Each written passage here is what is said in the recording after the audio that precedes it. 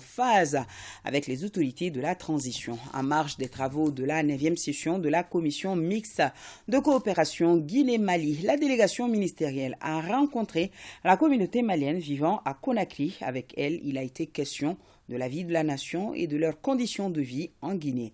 Les Maliens de Guinée ont exprimé leur solidarité avec les autorités de la transition et ont promis d'apporter leur contribution pour sa réussite. Envoyés spéciaux, Seydou Sissoko, Mamari Kone.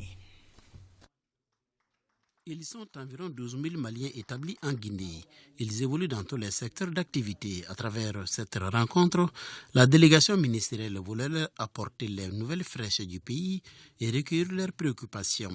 C'est l'ambassadeur du Mali en Guinée, son Excellence Modibo Traoré, qui a tout d'abord salué les Maliens de Guinée pour l'intérêt qu'ils accordent à leur pays.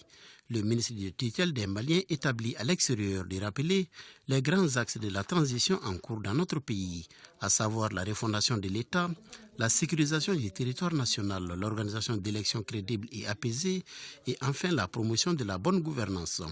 Il a ensuite énuméré les actions prévues en faveur de nos compatriotes vivant à l'étranger. Nous avons décidé de mettre en circulation très prochainement, on souhaite le faire avant la fin de l'année, la future carte d'identité biométrique CEDEAO qui vous concerne tous ici. Ça va nous permettre de régler aussi le problème de la carte NINA, parce que la carte NINA va disparaître pour laisser la place à la carte d'identité CEDEAO qui va être attribuée à tout le monde, qui sera peut-être en même temps la carte d'électeur et qui va être utilisée même dans la sous-région. Le 2 novembre dernier, le gouvernement a accédé de vous permettre de changer vos états civils à partir des tribunaux de Bamako et de vos tribunaux de vos lieux de naissance, de pouvoir vraiment changer votre état civil et l'adapter aux besoins du moment. Il y a aussi, nous sommes en train de travailler avec les services du ministère des Finances pour vraiment créer les fonds d'investissement de la diaspora. Lors des échanges, les Maliens ont évoqué quelques préoccupations comme les tracasseries routières sur l'axe Bamako-Conakry et leur prise en compte dans l'avant-projet de constitution.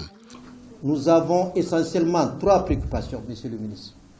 La première, il s'agit des tracasseries sur le tronçon Bamako-Conakry et dans les 2 côtés.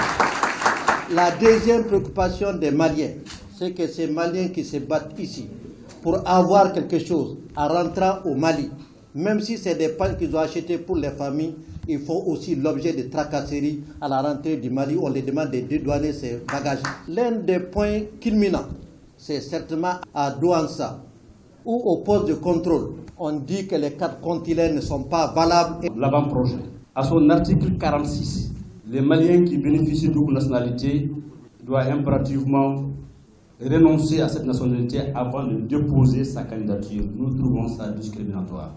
On a fait des TNI dans 25 pays. Les 25 pays ont tous réclamé un droit constitutionnel pour avoir des représentants à l'Assemblée, ce qu'on appelle maintenant parlementaire d'avant-projet. Les ministres ont apporté des précisions et promis des solutions aux préoccupations soulevées selon les moyens de l'État. En Guinée, les Maliens apprécient les